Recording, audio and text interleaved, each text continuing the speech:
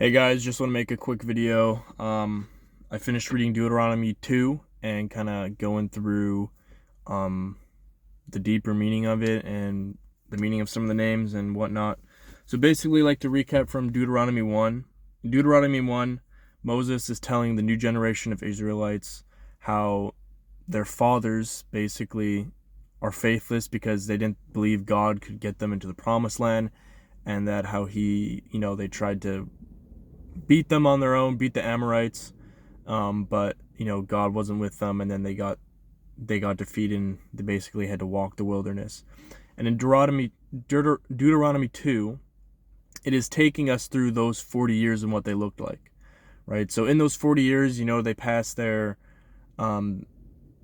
brothers Esau, their descendants, the descendants of Lot, the descendants of some other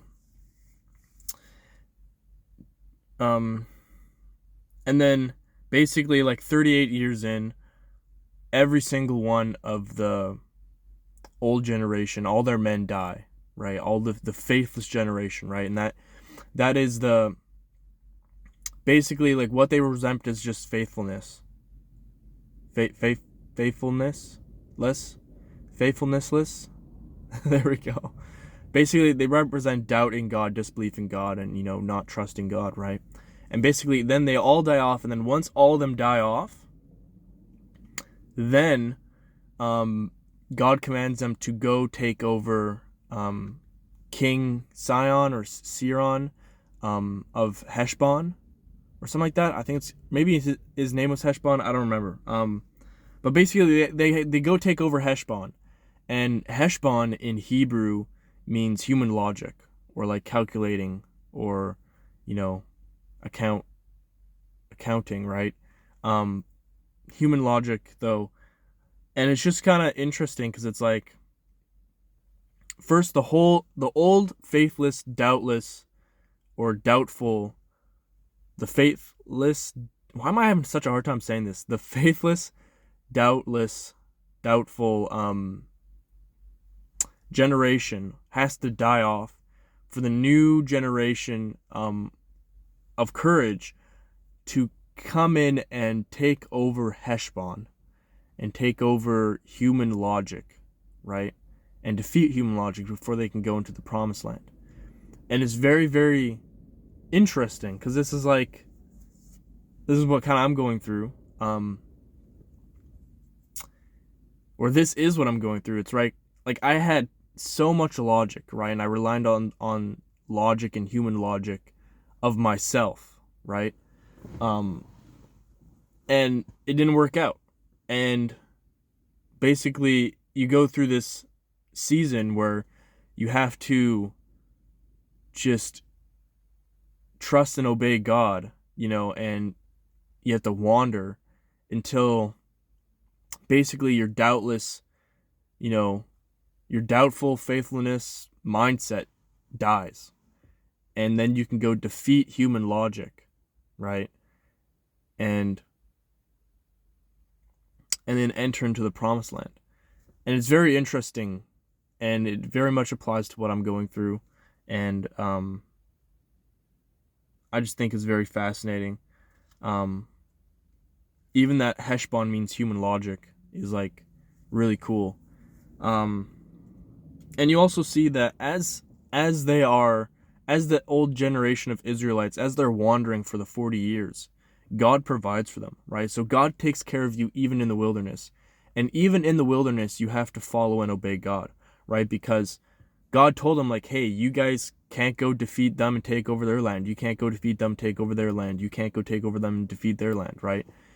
You still have to follow and obey God, right? And even though in the Bible it said they lacked nothing, it doesn't mean like they were not living a life of luxury. They were not, okay?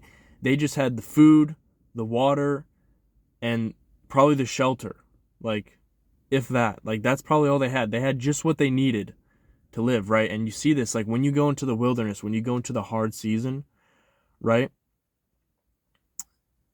God is still leading you. God is still looking over you, but He's only giving you what you need. So you have to rely more on God, right? So you learn the lesson of relying on God, right? And you can distinguish what you want versus what you need, right? Which is very, very, very epic, beautiful. And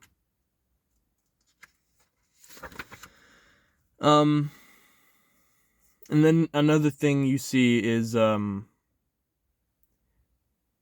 king of Siron, the King Siron of Heshbon. He's ungodly, right? But even in the Bible, it frames it as God even gave him that. So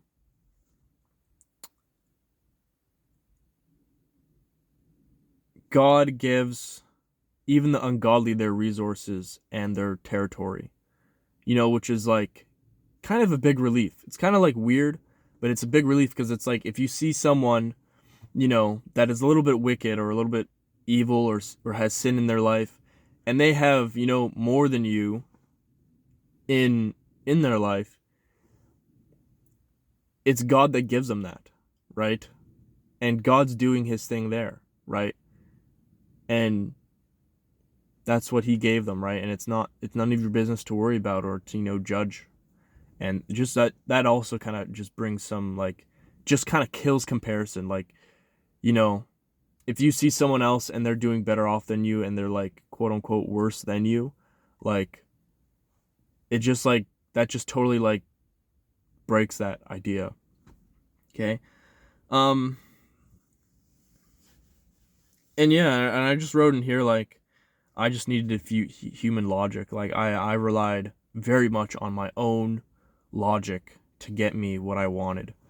And it worked, but it also caused a lot of emotional, mental suffering for me. And a lot of stress and anxiety, right? And I